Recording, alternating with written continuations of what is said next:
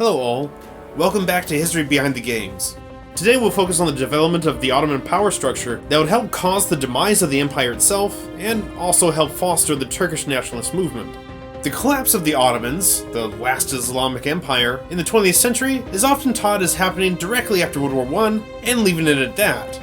But the collapse of the empire and the rise of the Turkish Republic did not happen overnight, nor was it a foregone conclusion.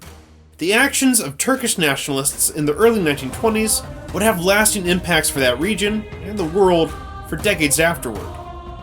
And speaking of movements, check out my first ever sponsor, MF Apparel. With MF Apparel, your clothes themselves can start a new conversation with their interesting images like no other designer in the business. Whether it be their Witness Anarchy or Homies series, or the intricate Tempest shirts, MF Apparel has something for you to start your own fashion revolution. Using the link provided below to check out their website will help my channel immensely, and doubly so with making a purchase through it. MF Apparel. Push boundaries and inspire creativity. We need some context before we arrive at the 20th century.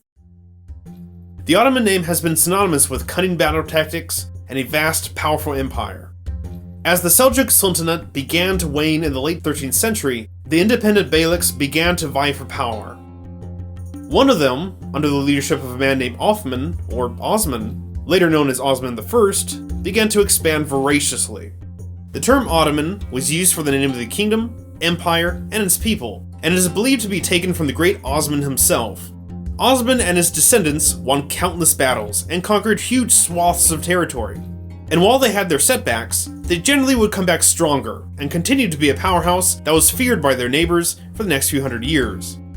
But by the late 16th and into the 17th century, the Ottoman Empire began to develop some cracks in its image of the undefeatable juggernaut at the hands of several European powers. The Venetians, the Spanish, the Portuguese, and others were growing stronger due to their rerouting of trade networks during the so-called Age of Discovery. Now they didn't have to play nice or pay the monopolistic taxes of the Ottomans and could sail directly to the sources of production in Eastern Asia.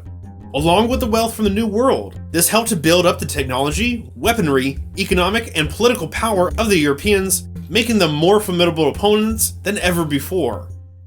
The Europeans were beginning to change the power dynamics from Asia to Europe, but it wasn't just the maritime exploits of the Europeans that were taking its toll. Central and Eastern Europe were beginning to challenge Ottoman power as well, albeit still needing to form coalitions at this point to take on the large Ottoman armies. But one traditional Ottoman enemy began to expand its power and threaten the Ottomans on several fronts from the 17th century onwards. This power was Tsarist Russia. Russia's expansion east and south made it one of the more powerful empires at this time on the Eurasian continent. The Ottomans began to lose ports, cities, and valuable tax and conscription centers to Russia and the other European powers.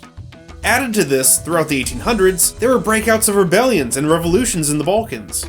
The Greeks, Serbians, Bulgarians, and others rose up and sought independence from the Islamic Empire, and were often supported by the larger European factions.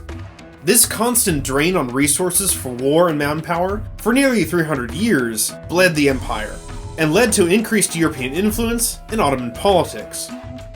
Europeans essentially now fought each other for Ottoman territory, with the Ottomans as a side player in these conflicts. European governments began calling the empire the sick man of Europe by the mid-1800s. Ottoman soldiers still fought bravely in these conflicts, like the Crimean War, but with their support often downplayed in European documentation. The fall, from being a scourge and unbeatable foe to its enemies, to now being used as a political pawn by those same enemies, caused upheaval in the Ottoman political landscape. These events led some to question if the Ottoman style of rule was outdated, and new reforms were implemented during the 19th century, called the Tanzimat.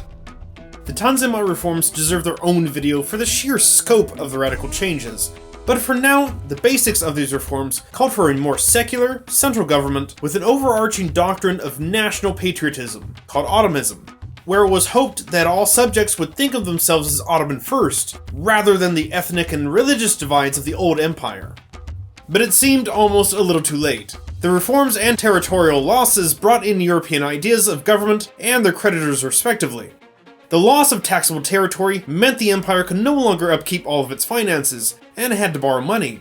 Eventually, the financial strain became too much, and the empire declared bankruptcy in 1875, leading to the formation of debt-controlled departments headed by none other but Europeans, mainly from France and Great Britain. After so many attempts at reforms in society with the Tanzimat, the Ottomans experimented with having a constitution in 1876. Perhaps finally, this would make them stronger. It was written by Ottoman students who had traveled abroad to study politics and philosophy, many of whom were part of a secret group who called themselves the Young Ottomans. The group felt that the Tanzimat did not go far enough to modernize Ottoman society, and wanted to fix that with a parliamentary style of government, combined with Islamic ideals. Needless to say, this first constitutional era only lasted 2 years, being shut down by Sultan Abdul Hamid II. But the seeds had already been planted. Now a new secret group, the Young Turks, began to grow in influence. They included many political exiles, army officers, intellectuals, and others, and had varied points of view on how Ottoman society should look. The one thing they all agreed on was the need for a constitutional government. So eventually, in 1908, they led a revolution that forced the Sultan to relinquish absolute rule and reinstate the old constitution. But all was not well afterwards. Ideological divisions within the Young Turk Revolution splintered into 2 political parties which struggled for power among themselves. The one favoring a decentralization of power for more local authority was called the Freedom and Accord Party. Those in favor of the more radical, hardcore Turkish nationalism and centralization of government authority was known as the Committee of Union and Progress, or the CUP for short.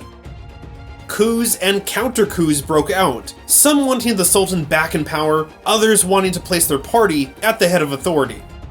In 1913, the CUP forcibly took power from the Freedom and Accord Party, creating a one-party system during the confusion of the Balkan Wars. Several in the party wanted people of the Ottoman Empire, using force if necessary, to become more Turkic in their culture and believed that the only loyal Ottoman citizens were Turkish people. This notion is important to understand later events, but this growing belief from the late 19th century to the Ottoman collapse helped lead to some of the more atrocious slaughters of ethnic groups, especially the Armenians, who were felt to not be loyal enough to the empire. But political change wasn't the only thing weighing on the Ottomans. The empire was further weakened by the loss of its western territories in Europe and the fighting tenacity of the people whom they considered subjects for generations. Bulgaria, in particular, caused many problems for the Ottomans after fighting for its independence. Leading the effort of the Balkan League in the First Balkan War, Bulgaria caught the Ottomans off guard, who were also fighting Italy in North Africa at the time and could not quickly mobilize enough troops to deal with the new threat. The Ottoman armies were ill-trained and outmatched against the Balkan League, and were pushed back significantly. The Ottomans lost more than 80% of their remaining European territories and nearly 70% of their Christian population. And while the empire did have some success in taking back some of its lost territory in the Second Balkan War, it still hadn't recovered by the time of the Third Balkan War, World War I, less than a year later, in 1914. Be sure to tune in next time for the events of World War I and the Turkish War for Independence. Make sure you are subscribed for future historical content, and consider supporting the channel on Patreon. It helps pay the bills and for other features that allow me to spend more time and energy creating videos. Lastly, I would like to thank all my subscribers for continuing to support the channel, and a thank you to those here for the first time. I'm Eric the LonePineWolfman, and remember, never stop learning.